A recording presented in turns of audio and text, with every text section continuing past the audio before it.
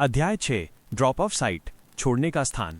सभी नए छात्र अपने पसंदीदा हथियार और स्कूल की वर्दी इकट्ठा कर लें और नीचे उतरने की सूचना का इंतजार करें। हम गोल्डन डिवाइन एकेडमी से अब केवल 5 मिनट की दूरी पर हैं। कार्ल के जागने के दूसरे दिन सुबह नाश्ते के ठीक बाद ट्रेन में यह घोषणा हुई। उसने ट्रेन की रसोई से पहले से प्राप्त किए गए स्नैक्स को दिए गए बैकपैक में रखा, साथ ही अतिरिक्त वर्दी और जूते भी डाले। फिर उसने काले धातु के पंजों वाले गॉन्टलेट्स दस्ताने पहने और अपनी कमर पर म्यान में एक छोटी तलवार लटका ली। ऐसा कोई नियम नहीं था कि आप एक से अधिक हथियार पसंद नहीं कर सकते, और जब गार्डों ने उसे कमरे में इस तरह अभ्यास करते देखा था तो उन्होंने कुछ नहीं कहा था, इसलिए ये ठीक होना चाहिए था। रसोइये और गार्ड दोनों ने कार्ल के जागने के पहले दिन एकेडमी तक पैदल चलने का जिक्र किया था, इसलिए ट्रेन गेट पर नहीं रुकने वाली थी। कार्ल ने फैसला किया कि ये शायद किसी तरह का परीक्षण था, या तो ये देखने के लिए कि छात्र किसी समस्या को कैसे हल करते हैं या आपस में कैसे घुलते मिलते हैं, लेकिन कारण जो भी हो, उसने अपना लंच पैक कर लिया था। जैसा कि अपेक्षित था, ट्रेन एकेडमी से लगभग 1 किलोमीटर दूर एक घास के मैदान के छोर पर रुकी, जहां रास्ते में कुछ अच्छे से कटी छटी झाड़ियां हेजरोज थीं। ये आपका स्टॉप है। आखिरी हिस्सा आपको खुद तय करना है। ट्रेन की सफाई और मरम्मत के बाद मैं कल आप सभी से एकेडमी में मिलूंगा, गार्ड की वर्दी पहने एक दुबले पतले आदमी ने घोषणा की। ज्यादातर छात्र भ्रमित होकर अपने खुले दरवाजों के पास खड़े रहे, लेकिन कार्ल गलियारे में निकल गया और ताज़ा ग्रामीण हवा में अपनी पहली सांस लेने के लिए ट्रेन से नीचे उतर गया। खदानों की धूल के बिना यहाँ की हवा में पेड़ों और फूलों की अजीब सी महक थी, और वो दूर से ही एकेडमी की शक्ति को महसूस कर सकता था, जैसे उसकी हड्डियों में कोई झंझनाहट हो रही हो, जो उसे चेतावनी दे रही थी कि वह कुछ असामान्य, कुछ जादुई है। ट्रेन से बाहर निकलने वाला पहला छात्र दूसरों के लिए एक मार्गदर्शक की तरह था, और धीरे धीरे नए छात्रों ने ट्रेन छोड़ना शुरू कर दिया। उनमें से अधिकांश अभी भी अपने नए कौशल के अभ्यास और नींद की कमी के कारण थके हुए थे, लेकिन सूरज सिर पर था और तपती सुबह की धूप में सोना आसान नहीं होने वाला था। सबके ट्रेन से उतर जाने के बाद गार्ड की वर्दी वाला वो दुबला आदमी फिर से उनके सामने आया और भीड़ को संबोधित करने के लिए अपनी आवाज ऊंची की। आप सभी का गोल्डन डिवाइन एकेडमी में स्वागत है। हमारे सभी नए छात्रों के लिए एक विशेष स्वागत उपहार के रूप में हमने आपके लिए मुख्य द्वारों तक मैदान को पार करने वाली पारंपरिक पैदल यात्रा तैयार की है। हर साल नए आने वाले छात्र यह यात्रा करते हैं और अपने नए जीवन की शुरुआत करने के लिए अवेकेंड एलीट जागृत अभिजात वर्ग के रूप में द्वारों में प्रवेश करते हैं। अब आपकी बारी है, लेकिन सावधान रहें, घास के मैदान खाली दिखते हैं, लेकिन ये हमेशा सच नहीं होता। वो झूठ नहीं बोल रहा था। कार्ल देख सकता था कि ट्रेन की पटरियां लगभग 1 किलोमीटर की दूरी से एकेडमी के चारों ओर चक्कर लगाती थीं, जो इन घास के मैदानों, जंगल के एक बड़े हिस्से और यहां तक कि एक नदी के आसपास के दलदली क्षेत्र से होकर गुजरती थीं। वे निश्चित रूप से हर समूह को अलग अलग बिंदु पर छोड़ते होंगे ताकि वे उन्हें एकेडमी में आते हुए देख सकें। यह एक अजीब परंपरा लग रही थी, लेकिन जब उसने सुपरविजन का उपयोग करके मैदान को देखा तो वो बता सकता था कि वहां अर्थ रैट्स की एक बड़ी आबादी थी, जो अविश्वसनीय खुदाई कौशल और जादू का उपयोग करके छोटे पत्थर फेंकने की क्षमता रखने वाले कॉमन ग्रेड के जादुई जीव थे। वे ज्यादातर हानि रहित थे, और कार्ल ने बचपन में गुलेल से उनका सामना किया था, लेकिन बड़ी संख्या में वे एक वास्तविक खतरा बन सकते थे। इस मामले में ये केवल एक बाधा होने की संभावना थी। वरिष्ठों द्वारा बच्चों को स्कूल की ओर भागते समय पत्थरों से पिटते हुए देखने का एक मजेदार मजाक। चूहे भूखा हूं, कार्ल के दिमाग में एक आवाज गूंजी, जो उस जगह से आ रही थी जहां उसका विंड स्पीड हॉक रखा गया था। ये आवाज बहुत ही जोरदार थी और चूहों को चखने के लिए उत्सुक थी। इसलिए कार्ल मैदान में आगे बढ़ा ये देखने के लिए कि वे उन छात्रों के साथ क्या करेंगे जो वहां से गुजरने की कोशिश करेंगे। उसने पहले भी उनका शिकार किया होगा, लेकिन वो गुलेल के साथ और घर के अंदर था, जहां वे बचने के लिए जमीन का उपयोग नहीं कर सकते थे। यहां एक साफ मार करना, किल शॉट, बहुत अधिक कठिन होगा, लेकिन उसे पूरा विश्वास था कि वो रैंड हमलों की गति के साथ ऐसा कर सकता है। उसे बस सही समय का चुनाव करना था। कार्ल ने घास के मैदान के युद्ध क्षेत्र में कदम रखा, जहां उसका सामना अज्ञात संख्या में सबसे कमजोर जादुई प्राणियों से था। उसके पास केवल एक बिना जांचा हुआ युद्ध कौशल और पालतू जानवर के रूप में एक छोटा पक्षी था। एक एलिट के रूप में ये उसकी पहली सबसे शानदार लड़ाई तो नहीं थी, लेकिन उसे इसी से काम चलाना था। उसके इलाके में घुसने पर चूहों की प्रतिक्रिया तत्काल हुई और 10 सेंटीमीटर लंबे अर्थमाइस ने कार्ल पर छोटे पत्थर फेंकना शुरू कर दिया। इससे उनकी स्थिति का पता चल गया और उसके बीस्ट टेमिंग स्पेस में भूखा हॉक शिकार की इच्छा में पागल होने लगा। उसकी उंगलियों के एक झटके के साथ 4 तीखी लाल ऊर्जा तरंगे एनर्जी आर्क्स युद्ध क्षेत्र में निकलीं, जिसने एक चूहे को खतरे का पता चलने से पहले ही ढेर कर दिया, और फिर दूसरे हाथ ने दूसरे को निशाना बनाया। दृष्टि और हाथ आंख के समन्वय, हैंड आई कोऑर्डिनेशन दोनों के लिए सुपरविजन वास्तव में एक उल्लेखनीय कौशल था। उसके दूसरे हमले ने एक चूहे को तब मारा जब वो बचने के लिए जमीन के नीचे जाने की कोशिश कर रहा था, और उसका तीसरा हमला अपने लक्ष्य तक तब पहुंचा जब वो भागने की कोशिश कर रहा था। कार्ल धीरे दौड़ते हुए आगे बढ़ा और शवों को उठा लिया, फिर उन्हें हॉक के खाने के लिए टेमिंग स्पेस में डाल दिया। इसके बाद वो एकेडमी की ओर बढ़ता रहा। अब उस पर अर्थ माइस के हमले बहुत कम हो गए थे, क्योंकि उन्होंने अपने बीच एक शिकारी की उपस्थिति को महसूस कर लिया था और अन्य छात्रों को निशाना बनाना शुरू कर दिया था। केवल कुछ बहादुर चूहे ही दूर से कार्ल पर पत्थर फेंकते, जिन्हें वो अपने बख्तरबंद दस्ताने आर्मर्ड ग्लव से आसानी से हटा देता था। वो दस्ताना यहाँ खुले मैदान में किसी चीट कोड की तरह है। कार्ल के ठीक पीछे से एक काले बालों वाली लड़की ने शिकायत की, जिसके हाथ में एक जादुई छड़ी वॉन्ड थी। तुम एक दाना मेज हो, एक असली जादूगर। अगर वे तुम पर पत्थर फेंके तो बस उन्हें अपने जादू से उड़ा दो। कार्ल ने उसका जादुई उपकरण देखकर उसे याद दिलाया। और फिर से मैदान के बीच में बेहोश हो जाऊं? मुझे यकीन नहीं है कि तुम्हें पता है या नहीं, लेकिन जादू करना मुश्किल है। मैं बेहोश होने से पहले केवल 2 या शायद 3 मंत्र ही चला सकती हूँ, लड़की ने शिकायत की। कार्ल के साथ भी पहले दिन ऐसा ही हुआ था, लेकिन एक बार जब उसे इसकी थोड़ी आदत हो गई तो ऊर्जा की खपत उतनी बुरी नहीं लग रही थी। तो बस मेरे पीछे रहो और अपना कोट खोल लो ताकि तुम अपना सिर छिपा सको। अर्थ माइस ज्यादा समझदार नहीं होते, और अगर वे तुम्हारा चेहरा नहीं देख पाएंगे तो वे उसे निशाना नहीं बनाएंगे। अध्याय 7, मैदान, द फील्ड्स। अन्य छात्रों ने जल्दी ही वो रणनीति देख ली जो कार्ल और उस मेज ने सोची थी, और उन्होंने भी समूह बनाना शुरू कर दिया। जहां तक कार्ल देख पा रहा था, लगभग सभी नए सशक्त छात्र किसी न किसी प्रकार के जादुई योद्धा वर्ग, वॉरियर क्लास से थे और विभिन्न प्रकार के हाथापाई मेली वाले हथियार लिए हुए थे। उनमें से बहुत कम लोगों ने ढाल, शील्ड चुनी थी, लेकिन जिनके पास ढाल थी उन्होंने समूह का नेतृत्व करते हुए आगे बढ़ना शुरू किया, जबकि रेंज्ड स्किल्स, दूर से हमला करने वाले कौशल वाले छात्र पीछे हो गए, ताकि वे उन मेजेस और अन्य लोगों को घेर सकें जिन्हें कोई शारीरिक गुण वृद्धि, फिजिकल एट्रीब्यूट एनहांसमेंट नहीं मिली थी। 2 और सहपाठी उस जादूगरनी मेज के पीछे हो लिए। उन्होंने भी चेहरा छिपाने के उदाहरण का पालन किया, हालांकि उन्हें नहीं पता था कि वे ऐसा क्यों कर रहे थे। इस नज़ारे ने कमजोर दिमाग वाले अर्थ माइस को डरा दिया। पंजों वाला एक डरावना लड़का जिसके पीछे 3 बिना सिर वाले इंसानी राक्षस चल रहे थे, उन छोटे जीवों के लिए भयावह था, और उन्होंने आगे बढ़ते कार्ल पर हमला करने के बजाय भागना शुरू कर दिया। इससे वो मैदान में तेजी से आगे बढ़ सका, और जब तक वे पहली झाड़ी हेजरो तक पहुंचे तब तक उसने चूहों से भरे मैदान को पीछे छोड़ दिया था। वहां उन सब ने थोड़ी देर सुस्ताने और अपनी सहन शक्ति स्टैमिना वापस पाने के लिए विश्राम किया। जादू बहुत ज्यादा ऊर्जा सोखता है। अपने कौशल का उपयोग करने के बाद आप लोगों को ठीक होने में कितना समय लगता है? पिछली पंक्ति के लड़कों में से एक ने पूछा, जो एक बड़ी कुल्हाड़ी वाला योद्धा वर्ग का छात्र था। मैं अपने कौशल का 3 या 4 बार उपयोग कर सकता हूं, जब तक कि मैं अपनी पूरी ताकत न लगा दूं, लेकिन उसके बाद मैं थक जाता हूं और मुझे खाने या आराम करने की जरूरत होती है। मैंने अभी तक इसका समय नहीं नापा है, कार्ल ने उत्तर दिया। जादूगरनी ने अपना सिर हिलाया। मेरा भी यही हाल है। 2 मंत्र और मैं अपनी सीमा पर पहुंच जाती हूं और मुझे सुस्ताने की जरूरत होती है, लेकिन अगर मैं 15 मिनट या उसके आसपास बैठूं तो मैं एक और मंत्र डाल सकती हूं। मैंने इस बार अपना जादू बचा लिया है ताकि मैं कम से कम एक का उपयोग कर सकूं और आगे बढ़ सकूं, या आपात स्थिति में दोनों का उपयोग कर सकूं, लेकिन फिर मैं टीम की गति धीमी कर दूंगी। कुल्हाड़ी वाले लड़के ने तेवर दिखाए। मैं केवल एक बार अपना उपयोग कर सकता हूं और फिर मेरा काम खत्म, लेकिन मैं एक लकड़हारे का बेटा हूं और अगर मैं कौशल का उपयोग ना करूं तो घंटों कुल्हाड़ी चला सकता हूं। ये काफी है। अब तक ये सिर्फ अर्थ माइस थे और केवल एक बेवकूफ ही कुल्हाड़ी लेकर उनका पीछा करेगा, लेकिन अगर आगे कुछ बड़ा और धीमा है तो तुम उस कौशल का उपयोग किए बिना लड़ सकते हो। क्या इंजेक्शन ने तुम्हें और ताकतवर बना दिया? ये होमवर्क के सवालों में से एक था, इसलिए ये सच होना चाहिए, कार्ल ने सुझाव दिया। हाँ, बहुत ज्यादा ताकतवर, वो सहमत हुआ। दूसरे योद्धा ने मुस्कुराते हुए कहा, मैं उतना ताकतवर नहीं हूं, लेकिन शुरुआत के लिए मैं ठीक ठाक था। दुर्भाग्य से मेरा पहला कौशल रक्षात्मक डिफेंसिव है।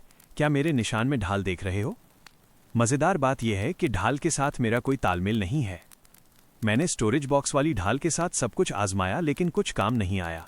हालांकि अगर मैं 2 हाथ वाली तलवार 2-हैंडेड स्वॉर्ड का उपयोग करता हूं तो मैं बिना किसी समस्या के कौशल को सक्रिय कर सकता हूं और इसे हर समय सक्रिय रख सकता हूं।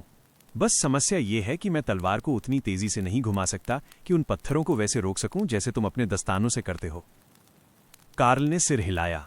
तो हमारे पास एक सुपर स्ट्रेंथ वाला कुल्हाड़ी वाला है, एक टिकाऊ तलवारबाज, एक जादूगरनी और मैं अपने पंजों के साथ। यह बुरा नहीं है, और ऐसा लगता है कि शिक्षक चाहते थे कि हम द्वारों तक पहुंचने के लिए समूह बनाकर लड़ें। ऐसा नहीं है कि ये अब तक कठिन लड़ाई रही है, ये वरिष्ठों द्वारा किया गया एक मजाक मात्र है। लेकिन अगले मैदान में वाटर मोल्स या क्विल बीस्ट्स जैसे किसी चीज के लिए तैयार रहें। थोड़ी देर सुस्ताने के बाद वे उसी फॉर्मेशन में आगे बढ़े, लेकिन इस बार कोट से सिर नहीं ढका था।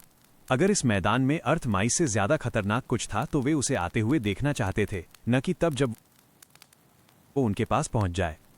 कारलकीपर विजन ने मैदान को स्कैन किया, लेकिन फिलहाल ये खाली और पार करने में आसान लग रहा था। संभवतः जो कुछ भी यहां रहता था वो सो रहा था या अपने दैनिक कामों में व्यस्त था, इस बात से अनजान कि कोई उनके इलाके में घुसपैठ करने वाला है। क्या तुम्हें लगता है कि हमें पेड़ों के बीच से चलना चाहिए? इससे हम बिना मैदान पार किए एकेडमी पहुंच जाएंगे। हमें बस थोड़ा किनारे जाना होगा, जादूगरनी ने सुझाव दिया। कार्ल ने पेड़ों की कतार को स्कैन किया और अपना सिर हिलाया। उन पेड़ों में कम से कम 2 आयरन टस्क बोअर, लोहे जैसे दांतों वाले जंगली सुअर हैं। मैं अलग अलग ऊंचाइयों पर फटी हुई पेड़ की छाल देख सकता हूं। यह एक अलग प्रजाति हो सकती है, लेकिन वे निशान काफी स्पष्ट हैं। उसने धीरे से दूसरों को सूचित किया। वे घर से बहुत दूर थे, इसलिए ये सुअर की पूरी तरह से अलग प्रजाति हो सकती थी। लेकिन अगर पेड़ों पर दांतों के निशान वैसे ही थे जैसे वो अपने घर के पास से जानता था, तो जानवर भी वैसा ही होने की संभावना थी। फिर आगे बढ़ो, नए छात्रों के बहादुर बली के बकरों। चलो अपने सीनियर्स का मनोरंजन करें और अंधेरा होने से पहले खुद को उस गेट के अंदर पहुंचा दें, लकड़हारे के बेटे ने हंसते हुए कहा। वे तेज चाल से आगे बढ़े। वे जमीन के नीचे बहुत अधिक शोर या कंपन नहीं करना चाहते थे, जिससे वहां रहने वाले जानवर परेशान हों, लेकिन वे समय बर्बाद करना और पीछे वालों को आगे निकलने देना भी नहीं चाहते थे। अभी तक किसी अन्य समूह ने इस मैदान में प्रवेश नहीं किया था। अधिकांश आराम कर रहे थे, कुछ अभी भी साहस की कमी या चूहों से जूझ रहे थे, और कुछ ने लंबे रास्ते से जाने का फैसला किया था, ये मानकर कि सीधा रास्ता एक जाल है। वो समूह शायद गलत नहीं था, लेकिन इसका मतलब ये नहीं था कि अन्य रास्ते बेहतर थे। जब वे मैदान के आधे रास्ते पर थे, तभी अगला समूह आगे बढ़ा, जो लीडर्स को पकड़ने के लिए जॉगिंग दौड़ना कर रहा था, और अचानक मैदान में हलचल मच गई। नए समूह के पैरों के चारों ओर जमीन से बेलें वाइन्स निकल आईं, उनके टखनों को जकड़ लिया और उन्हें नरम मिट्टी पर नीचे खींच लिया, जबकि ढीली बेलें उनके चेहरों पर वार करने लगीं। ये किसी तरह का पौधों वाला राक्षस, प्लांट मॉन्स्टर था। किस तरह का काल को पता नहीं था, लेकिन तेज कदमों की आहट ने इसे जगा दिया था। धीरे धीरे चलते रहो, इसने अभी तक हम पर हमला नहीं किया है, ये बस हमारे क्षेत्र में सक्रिय है। चलते रहो और हम बिना किसी परेशानी के बाहर निकल जाएंगे। तब तक हमला मत करो जब तक तुम वास्तव में फंस न जाओ, और बेलों पर पैर मत रखना, कार्ल ने निर्देश दिया। तुम बॉस हो, लेकिन अगर हम मैदान के बीच में फंस गए तो मैं पूरी तरह से तुम्हें दोष दूंगी। जादूगरनी ने अपने चेहरे पर एक उदास मुस्कान के साथ फुसफुसाते हुए कहा। उसे पूरी तरह से सबसे बुरे की उम्मीद थी। अध्याय 8, दबे पांव। Walk softly. दबे पांव चलते हुए वे मैदान के लगभग अंत तक पहुंच ही गए थे कि अचानक एक बेल वाइन में हरकत हुई और वो सीधे उनके तलवारबाज के पैर के नीचे आ गई। उसने न केवल बेल पर पैर रखा, बल्कि वो लड़खड़ा गया और उसकी तलवार ने दर्जनों बेलों को बीच से साफ काट दिया। उसे उठाओ और भागो। बेल वाला राक्षस इस बात से खुश नहीं होगा, कार्ल चिल्लाया, और फिर झाड़ियों हेजरों की सुरक्षित दिशा की ओर तेजी से दौड़ने लगा। लकड़हारे ने दूसरे लड़के को खींचकर खड़ा किया और वे चारों मैदान के किनारे तक पहुंचने की उम्मीद में दौड़ पड़े। उलझाने वाली बेलों ने कार्ल के पैरों को पकड़ा, लेकिन उसके तेज कदमों ने उन्हें मजबूत पकड़ बनाने नहीं दी, और वो बेलों के दायरे से बाहर निकलने ही वाला था कि उसे खींचकर रोक दिया गया। उसके पीछे से आते हुए युवा जादूगरनी मेज ने कार्ल की स्थिर आकृति को स्प्रिंग बोर्ड की तरह इस्तेमाल किया। जैसे ही कार्ल उठ रहा था, वो उसकी पीठ पर दौड़ते हुए सुरक्षा की ओर कूद गई, लेकिन उसे बीच हवा में ही पकड़ लिया गया और धूल के गुबार और दर्द भरी कराह के साथ जमीन पर पटक दिया गया।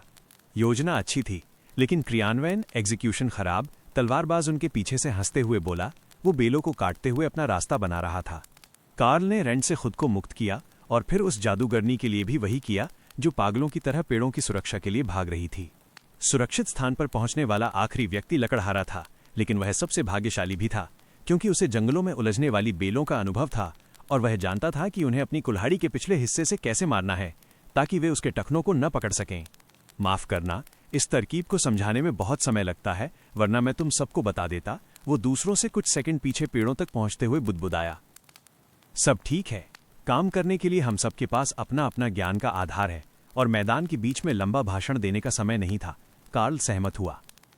जादूगरनी दाना ऐसा लग रहा था कि कुछ कहना चाहती है, लेकिन फिर उसने विचार बदल दिया। लड़खड़ाने और बच निकलने के बीच केवल कुछ ही सेकंड का समय था, वास्तव में समझाने का समय नहीं था। अब बस ताज़ी कटी हुई घास का एक हिस्सा बचा था, जिसके बीच एक इकलौता पत्थर वाला रास्ता कॉबलस्टोन पाथ गेट की ओर जाता था। अगर वे इसे पार कर लेते तो वे सुरक्षित थे। खैर, अपेक्षाकृत सुरक्षित। अभिजात वर्ग एलीट्स के बारे में वे जो कुछ भी जानते थे उसके अनुसार वहां की संस्कृति ताकतवरों का पक्ष लेती थी, और वे अभी ताकतवर नहीं थे, लेकिन वे सभी अपने वर्ग क्लास के लिए उपयुक्त थे और समय के साथ वे ताकतवर बन सकते थे। घास पर मत चलना। मैंने ये अपनी माँ के कार्यस्थल से सीखा है। रईस लोगों को नफरत होती है जब आप उनकी घास पर चलते हैं। जादूगरनी बुदबुदाई जब वे आगे बढ़ने के लिए तैयार हुए। सही बात है। खदानों में पलने बढ़ने के बाद मैं अपने पैरों के नीचे नरम घास का इंतजार कर रहा था, लेकिन रास्ते का उपयोग करना ही सही लग रहा है। कार्ल सहमत हुआ। बाकी तीनों उसके स्टॉप पर ट्रेन में नहीं चढ़े थे, लेकिन उन्हें कम से कम खदानों की अवधारणा तो समझनी ही चाहिए थी।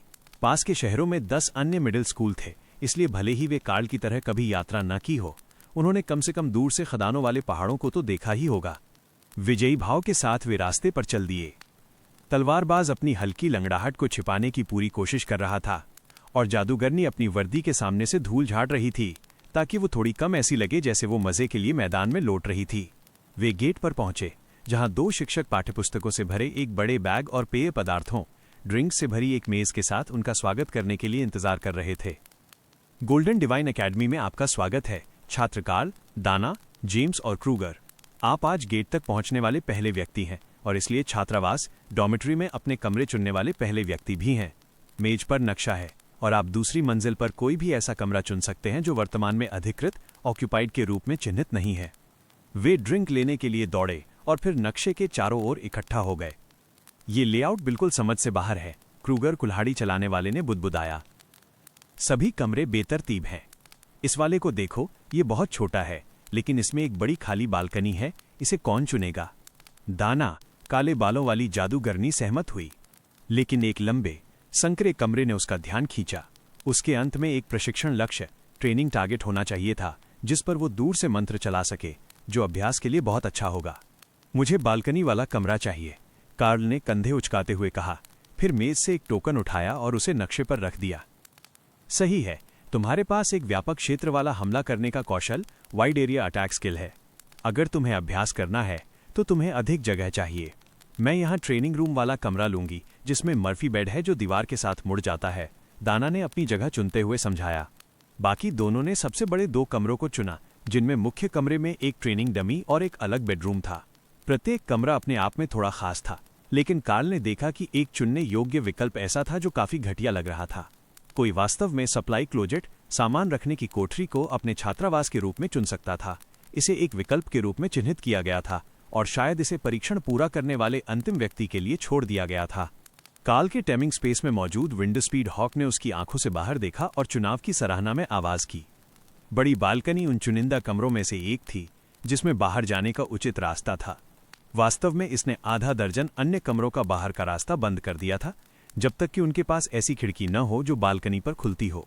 यह पक्षी के लिए एकदम सही था, और एक बार जब ये इन स्वादिष्ट अर्थ माइस को पचा लेता तो उस नन्हे राक्षस को यकीन था कि उसके पास इतना बड़ा होने की ऊर्जा होगी कि वो बाहर उड़ सके। राक्षसों के बच्चे लंबे समय तक असहाय नहीं रहते थे, यहाँ तक कि इस स्थिति में भी जहाँ उसका पालन पोषण उसकी माँ के बजाय एक मानव बीस्ट टेमर द्वारा किया जा रहा था। क्या और चूहे हैं? उसने उम्मीद के साथ पूछा। पक्षी के विचारों को अपने सिर में शब्दों के रूप में सुनना अजीब था, लेकिन दुर्भाग्य से कार्ल के पास अभी इस जीव के लिए और कुछ नहीं था। बस रात के खाने तक इंतजार करो और मैं तुम्हें उतना मांस दिलाऊंगा जितना तुम खा सकते हो। मुझे उम्मीद है कि वे चूहों को परोसेंगे। अध्याय 9, कमरे का चयन, रूम चॉइस। दिलचस्प चुनाव है। मैं दूसरों को तो समझ सकता हूं, लेकिन तुमने बालकनी वाला कमरा क्यों चुना? वो कमरा खुद तो मुश्किल से एक बेडरूम जितना है, रिसेप्शन के प्रभारी शिक्षक ने कार्ल से पूछा। मैं बालकनी पर हमेशा कुछ न कुछ व्यवस्थित कर सकता हूं, लेकिन मुख्य रूप से ये प्रशिक्षण के लिए है। मेरे पास एक एरिया अटैक कौशल है जिसका मैं घर के अंदर आसानी से अभ्यास नहीं कर सकता, लेकिन कमरा ठीक है। ये घर पर मेरे कमरे से बड़ा है और इसमें बिस्तर और डेस्क दोनों हैं, साथ ही अपना शॉवर और शौचालय भी है। दूसरों ने जल्दी से ये सुनिश्चित करने के लिए दोबारा जांच की कि उन्होंने अपनी सुविधाओं वाले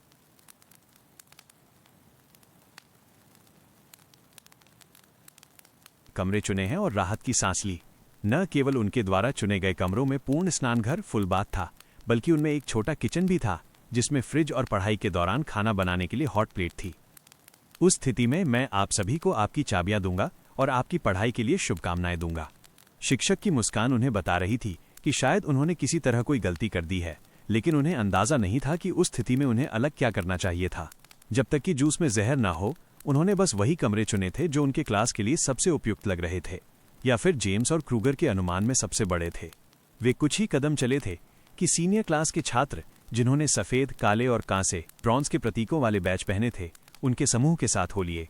बैच पर लिखे टेक्स्ट के अनुसार सफेद कॉमन ग्रेड के लिए, काला अवेकेंड के लिए और कांसा असेंडेड के लिए था। नए छात्रों की वर्दी पर बैज सभी सफेद थे, इसलिए काल ने अब तक ध्यान नहीं दिया था कि वे एकेडमी के अलावा किसी और चीज का प्रतिनिधित्व करते हैं। एकेडमी में आपका स्वागत है। हम आपको आपके कमरों तक ले जाएंगे।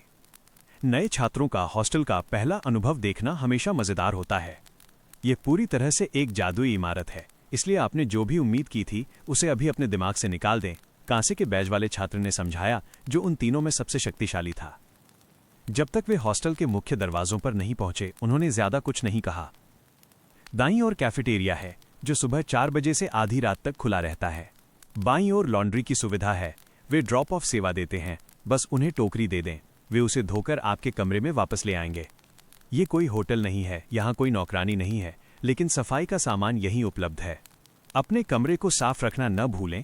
अगर बहुत अधिक छात्र हॉस्टल निरीक्षण इंस्पेक्शन में फेल हो जाते हैं तो सभी को दंडित किया जाता है।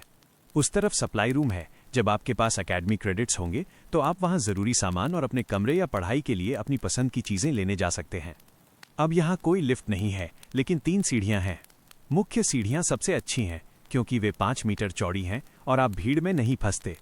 आपका साल भाग्यशाली है, आपको दूसरी मंजिल पर कमरे मिले हैं। मेरा कमरा 4थी मंजिल पर है और इन दोनों के 5वीं मंजिल पर हैं। क्लास तक पहुंचने के लिए ये लंबी पैदल यात्रा है, लेकिन मैंने सुना है कि निचले स्तरों की तुलना में ऊपर के कमरे ज्यादा अच्छे हैं।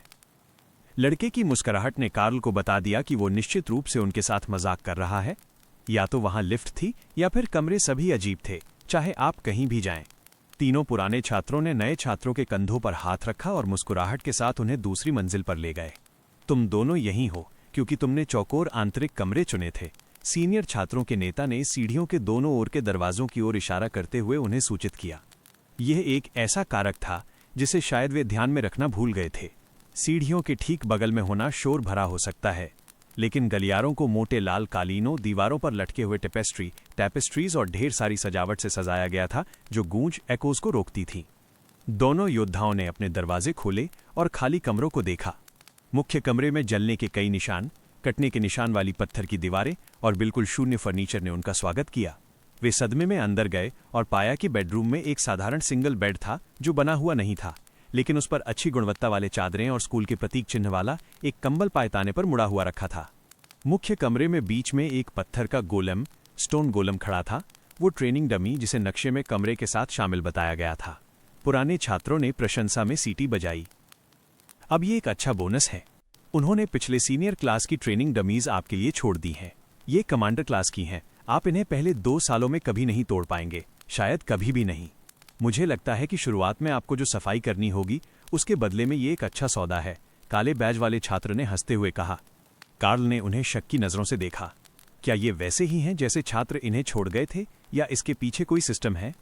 बाकी लोग बस मुस्कुराए और कंधे उचका दिए। क्यों न हम बाकी लोगों को बसने दें और देखें कि तुम और जादूगरनी कहाँ रुक रहे हैं। दाना ने आह भरी और गलियारे की ओर इशारा किया। अगर मुझे नक्शा सही याद है तो मैं उस तरफ हूं। कमरा नंबर 17 है, वो लंबा ट्रेनिंग वाला। कांसे के बैज वाले छात्र ने प्रशंसा में सिर हिलाया। मैं भी एक जादूगर हूं, इसलिए मैंने अपनी मंजिल पर वही कमरा चुना था। चलो देखते हैं तुम्हें क्या मिला। उन्होंने दरवाजा खोला और एक अविश्वसनीय रूप से लंबे गलियारे को देखा। यह इमारत के वास्तविक आयामों, डायमेंशन से कहीं अधिक लंबा था, लेकिन प्रवेश द्वार पर एक छोटा बेडरूम, शौचालय और दीवार के साथ एक किचन था, जिसके बाद ट्रेनिंग गलियारे का विशाल पत्थर का विस्तार था। यह बिल्कुल साफ सुथरा था और मेज पर एक अकेली औषधि पोषण रखी थी, जिसके साथ पिछले निवासी का स्वागत पत्र था। बधाई हो, तुम्हें एक सभ्य सीनियर मिला है। अपना स्वागत उपहार देखो, हम यहाँ कार्ल को उसके कमरे में सेट करेंगे। बालकनी वाला कमरा ठीक कोने के पास था। और पहले तो कार्ल इसे लगभग चूक ही गया था। सप्लाई क्लोजेट वाला कमरा उसके कमरे के ठीक बगल में था, इसलिए दरवाजे संकरे और एक दूसरे के बहुत करीब थे। लेकिन पुराने छात्रों को पता था कि वो कौन सा है। यहीं देखते हैं ये कैसा है। हमारी मंजिल की बालकनी खाली है। हमारे पास उतने छात्र नहीं थे जितने आप लोग हैं, इसलिए उनमें से कुछ उपयोग में नहीं है। दरवाजा खुला तो एक छोटा सा गलियारा दिखा, जिसके बाईं ओर बाथरूम था और उसके बाद एक बहुत ही साधारण कमरा था। मुख्य कमरे में बस एक धातु की डेस्क और एक बड़ा बिस्तर था, जिस पर काले चमड़े की ट्रिमिंग थी और नीचे दराजें थीं। दीवारें गहरे धूसर डार्क ग्रे रंग की थीं, जिससे कमरे को बहुत ही अजीब एहसास मिल रहा था, लेकिन पर्दे एकेडमी के लोगों वाले सुनहरे रंग के थे, जो संभवतः कमरे के साथ ही आए थे। खैर, ये निश्चित रूप से किचन विच का कमरा रहा होगा। डरावनी गोथ लड़की। जब तुम्हें सामान खरीदने के लिए कुछ क्रेडिट्स मिल जाएंगे तो तुम इसे दोबारा पेंट कर सकते हो। उसके लिए शुभकामनाएं। सुनहरे बैज वाले छात्र ने आह भरी। वो स्पष्ट रूप से निराश था कि इस जगह में कुछ भी खास नहीं था। लेकिन वे सबसे महत्वपूर्ण हिस्सा भूल गए थे। एक बार जब वे चले गए और उनके पीछे दरवाजा बंद हो गया, तो कार्ल ने बालकनी के पर्दे खोले और बाहर कदम रखा तो उसने खुद को एक ग्रीन हाउस के बीच में पाया। वहां हर तरफ पौधे थे जिनसे उसका नजारा ढक गया था और कार्ल मुस्कुराया। उसके घर में पहले कभी पौधे नहीं थे। उसके माता पिता तो फूलों को भी जीवित नहीं रख पाते थे। लेकिन विंडस्पीड हॉक बालकनी में बिखरे हुए गमले वाले पेड़ों, फूलों और बेलों को देखकर बेहद खुश था। कार्ल को याद नहीं आ रहा था कि उसने इसे प्रवेश द्वार से देखा था, जबकि उसे देखना चाहिए था, क्योंकि वे अंदर आते समय ठीक इसके नीचे से गुजरे थे। हालांकि वो जितना आगे बढ़ा, कार्ल को उतना ही एहसास हुआ कि बालकनी सामान्य नहीं थी। यह अपने सामान्य आकार से कम 3 गुना बड़ी थी और पौधों से लगभग भरी हुई थी। जब वो आखिरी छोर पर पहुंचा तो उसे एक गाजेबो मिला, जिसमें एक झूला, हैमक, एक घुमावदार बेंच और एक छोटी मेज थी, जिस पर एक पुरानी घिसी पिटी नोटबुक रखी थी। बालकनी की देखभाल और रखरखाव। संक्षिप्त संस्करण। कार्ल शीर्षक देखकर मुस्कुराया और नोटबुक खोली। हालांकि मुझे नहीं पता कि तुम इस ग्रीन हाउस की विरासत की सराहना करोगे या नहीं, लेकिन तुम पाओगे कि इसकी देखभाल करना बहुत आसान है और यहाँ के हर पौधे का एक उद्देश्य है। दरअसल वे सभी खाने योग्य हैं। उनमें से अधिकांश इंसानों के लिए हैं, आपके विकास में मदद करने के लिए, लेकिन मैंने व्यक्तिगत रूप से अपने कुछ महत्वपूर्ण पौधे भी इसमें जोड़े हैं। यह है कैटनिप का पौधा है। बिल्ली जैसे जादुई जीव इसे पसंद करते हैं और आप इसका उपयोग उन्हें अपनी रिपोर्ट करने से रोकने के लिए कर सकते हैं जब आप रात में चुपके से बाहर निकलें। यह है हनी बेरी है, जो भालू जैसे राक्षसों के बीच लोकप्रिय है। यदि आप इस पौधे के गूदे को अन्य छात्रों के जूतों पर मल देते हैं तो ये जंगल में विशाल ग्रिजली भालुओं को उनकी ओर आकर्षित करेगा। पीछा करने से पहले अपने हाथ धोना न भूलें। आखिरी वाला केवल सीमित मात्रा में ही खाने योग्य है।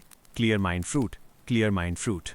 अपनी मुख्य परीक्षाओं से पहले इसका उपयोग ध्यान केंद्रित करने में मदद के लिए करें, लेकिन ध्यान रखें कि यह केवल कुछ ही बार काम करता है, इसलिए इसका उपयोग कम से कम करें। बाकी किताब बस पौधों को पानी देने का समय और एक नोट था कि बालकनी का जादू बाकी चीजों का ध्यान रखेगा। तो पिछली निवासी ने परीक्षाओं में नकल करने में मदद करने के लिए एक फल उगाया था। एक दूसरे छात्रों को जंगल में फंसाने के लिए और सुरक्षा कर्मियों को रिश्वत देने के लिए कैटनिप, ताकि वो रात में बाहर निकल सके। यह सीनियर निश्चित रूप से एक दिलचस्प व्यक्ति थी, कार्ल ने फैसला किया। अध्याय 10। कोई चूहा नहीं। नो माइस। यहां अब भी कोई चूहा नहीं है, नन्हे विंडस्पीड हॉक ने शिकायत की। वो सही था, यहां तक कि सुपरविजन दिव्य दृष्टि के साथ भी, जो इंफ्रारेड स्पेक्ट्रम को देख सकती थी और कृंतकों रोडेंट्स के मूत्र के निशानों को भी पहचान सकती थी। चूहों का कोई नामो निशान नहीं था। एक जादुई हॉस्टल से शायद यही उम्मीद की जानी चाहिए थी, लेकिन उस पक्षी के मन में ये एक बड़ी त्रासदी थी। ठीक है दोस्त, हम कैफेटेरिया जाएंगे और कुछ मांस ढूंढेंगे। कार्ल फिर से मुख्य मंजिल की ओर बढ़ा और कैफेटेरिया के बफे की ओर चल दिया। नए छात्र हो? मैं तुम्हें नहीं जानती, काउंटर के पीछे बैठी वृद्ध महिला ने पूछा। जी मैम, मेरा नाम कार्ल है। सभ्य हो, ये बुरा नहीं है।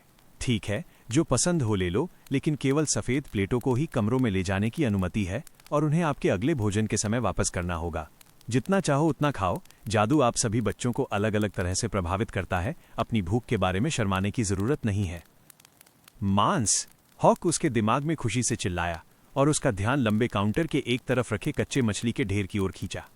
ये किराना सेक्शन ग्रोसरी सेक्शन की तरह लग रहा था, जहां आप अपने कमरे में ले जाने के लिए अपनी सामग्री खुद चुन सकते थे, जबकि काउंटर के पहले आधे हिस्से में तैयार व्यंजन थे। तो फिर मेरी भूख को क्षमा करें, कार्ल ने उत्तर दिया और रात के खाने के लिए 2 सफेद प्लेटें लीं। पास्ता और क्रीम सॉस के साथ मीटबॉल्स, भुना हुआ सुअर का मांस, रोस्टेड पॉर्क, एक ऐसी सब्जी जिससे ऊर्जा का अद्भुत एहसास हो रहा था, और फिर हॉक के लिए कच्चे मांस की एक पूरी प्लेट। खैर, ये निश्चित रूप से सबसे दिलचस्प प्लेटों में से एक है, लेकिन अगर तुम रसोई वाले कमरे में हो तो तुम इसे अपनी पसंद के अनुसार पका सकते हो।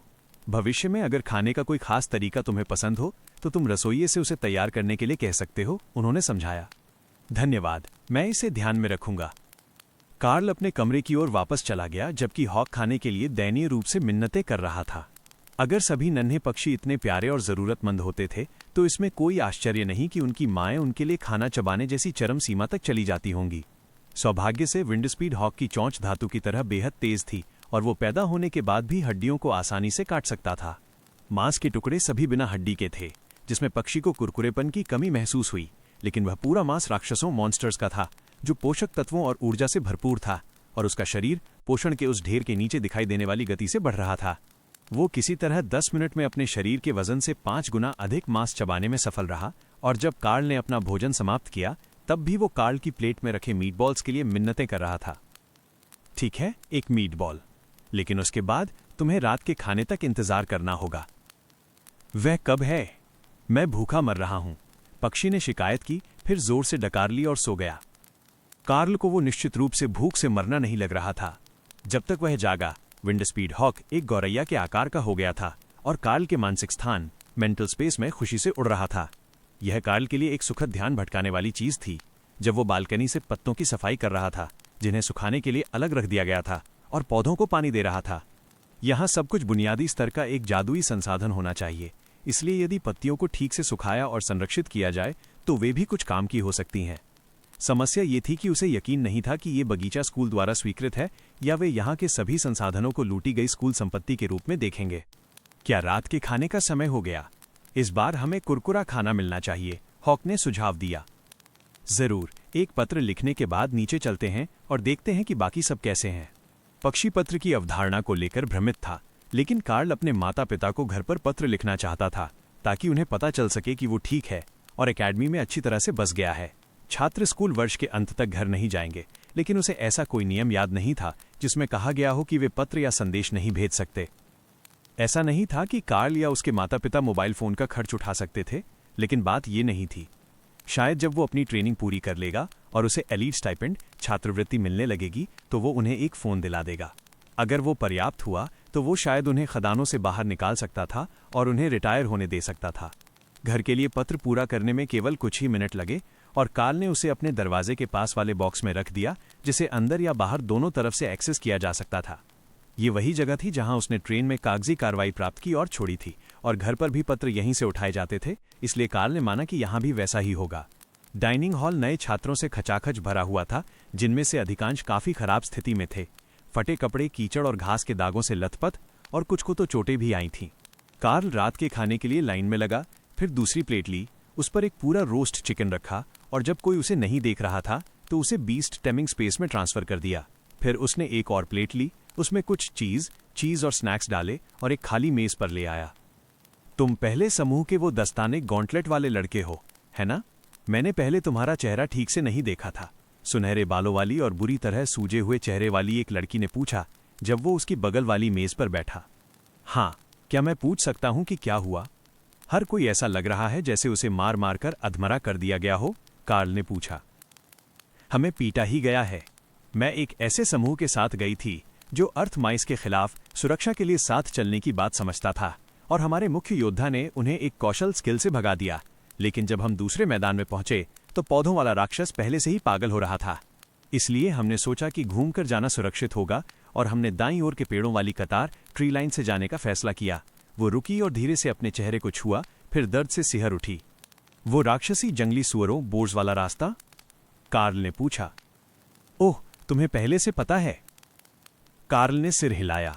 इसीलिए हम मैदान के बीच से गए। मैंने पेड़ों पर सुअरों के निशान देखे थे और उन्हें उस खदान वाले शहर से पहचान लिया था जहां मैं पला बढ़ा हूं। लड़की हंसी। मैं हूं जैस्मीन। मुझे लगता है कि तुमने वास्तव में मुझे इस तरह के चेहरे के साथ नहीं पहचाना। इससे समझ में आया कि जब उसने बोलना शुरू किया तो उसने अपना परिचय क्यों नहीं दिया। उसे पहले से ही उसे पहचान लेना चाहिए था। कार्ल ने उसे फिर से गौर से देखा। उसे पूरा यकीन था कि जब वे घर से निकले थे तो जिस जैस्मीन को वो जानता था उसके बाल सुनहरे नहीं थे और उसका वजन अभी की तुलना में कम से कम 20 किलो ज्यादा था। तुम अलग दिख रही हो, शायद बालों की वजह से होगा, कार्ल बुदबुदाया। वो अपनी सहपाठी का ये कहकर अपमान नहीं करना चाहता था कि वो पहले कैसी दिखती थी। शायद ये किशोरावस्था, प्यूबर्टी का असर था, लेकिन उसे इस तरह के बदलाव पर ध्यान देना चाहिए था। उसे पूरा यकीन था। भीड़ में कुछ और जाने पहचाने लेकिन फिर भी अनजाने चेहरे थे। ऐसा लग रहा था जैसे हर कोई उसकी याददाश्त से थोड़ा अलग था और उनमें से अधिकांश में बेहतरीन तरीके से सुधार हुआ था। सोचने वाली बात यह थी कि उसे याद नहीं था कि वो मेज पर इतना ऊंचा बैठता था और उसकी वर्दी की पैंट अब उसके जूतों तक नहीं पहुंच पा रही थी। ये सही नहीं था। आज सुबह जब वो ट्रेन से उतरा था तब वे बिल्कुल सही थीं। शायद उसका एकेडमी का अनुभव आखिरकार उतना बुरा नहीं होने वाला था। थोड़ी और लंबाई बढ़ जाए तो वो अपने सहपाठियों की बराबरी कर लेगा।